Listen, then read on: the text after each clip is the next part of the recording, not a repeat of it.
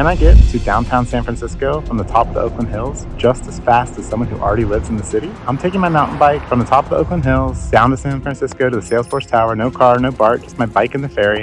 And I'm aiming for an under hour and 15 minutes, which is about how long it takes to get from the western side of the city to downtown. Many people think living in the Oakland Hills is too far away, so I thought it'd be fun to see if I could start from the very top of the Oakland Hills and make it to downtown San Francisco in just about the same amount of time as someone taking a bus from the western side of the city to downtown. And I'll be giving you a tour of Oakland along the way. This is West Ridge Trail. West Ridge and East Ridge together make a big loop around the Redwood Regional Park.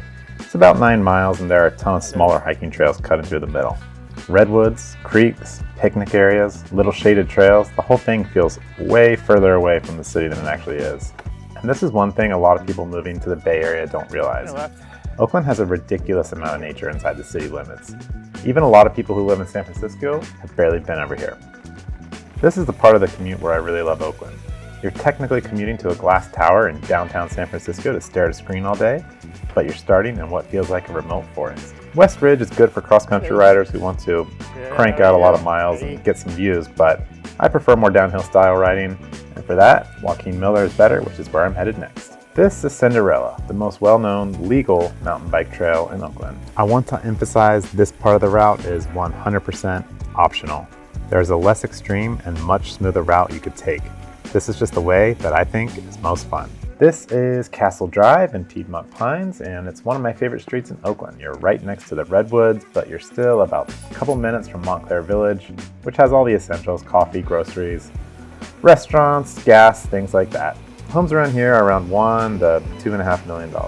And this is the version of Oakland that does not match the reputation a lot of people have in their head. The trade-off is pretty trees, quiet, views, trail access, but you also have hills, narrow roads, fire risk, and a life where almost every errand involves going downhill and then back uphill. To me, that is a perfectly fair trade, but it's not for everyone. Now, heading down a bit, this is Crocker Highlands and Trestle Glen neighborhood. You're still in Oakland, pretty close to Lake Merritt, still connected to the city, but the neighborhood feels more calm and residential. But this is not some hidden, affordable alternative. These are some of the most expensive homes in Oakland, and on the street, the homes you're looking at are around $1.5 to $2.5 million, again with a lot of variation depending on the house. This neighborhood is right on the border of Piedmont, which is technically its own separate city, but it is completely surrounded by Oakland. Piedmont has some of the most expensive housing in East Bay. You'll see sales over $10 million up there, which is pretty wild. The street feel changes pretty quickly here. You have bigger homes, more traditional architecture, wider roads, more manicured yards. It's still Oakland, but another neighborhood that is different from the version of Oakland than the one that people usually argue about online. Now I'm coming into Lakeshore, and this is one of Oakland's most popular neighborhoods for walkability. You've got coffee, restaurants, shops, groceries nearby, easy access to the lake, and a farmer's market every Saturday. Unfortunately, there's not easy access to BART though. This is where the commute starts to feel less like a scenic bike ride and more like city life. This is Lake Merritt, kind of like the Dolores Park of Oakland, except instead of one hill full of people, it's a 3-mile loop around the water. On a sunny day, you'll see people running, walking dogs, sitting by the water, getting coffee, and meeting friends. And this is also where the ride gets busier. More cars, more pedestrians, more stoplights, more people not paying attention and opening their car doors. It's still a good part of the route, but it's not as chill in the same way. Now I'm in downtown Oakland, and this is where the commute gets a little less beautiful.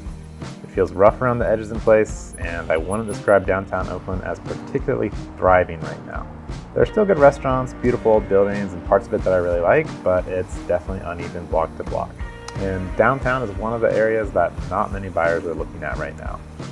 If I did this commute regularly, I'd probably adjust the route just a little bit to avoid some of these stoplights. I seem to be catching every red light here, even if it added a couple minutes on paper, because I'm pretty sure I would actually get through it faster. A few more blocks and I'm at Jack London Square. This is Oakland's waterfront. Old warehouse buildings, restaurants, bars, Amtrak nearby, and the ferry terminal, which is where I'm heading now. I really like this part of the city, but it does feel a little disconnected from the rest of the city.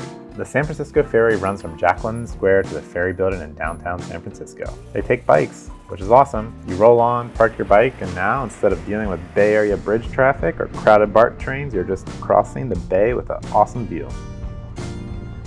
This is really one of the best views of San Francisco you could get.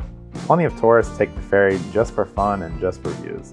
They have indoor seating, outdoor seating, Wi-Fi, snacks, coffee, and even beer. So if BART feels practical, the ferry just feels fun. The trade-off is schedule, so you do have to time it. If you miss the boat, you're waiting 30 to 40 minutes for the next one. It's not the fastest option every time, but it is certainly enjoyable. So I just reached the ferry building, and from here to the Salesforce Tower is about another mile, which a lot of stoplights, but it'll go pretty fast. Quick ride up the Embarcadero and through downtown, and I'm there.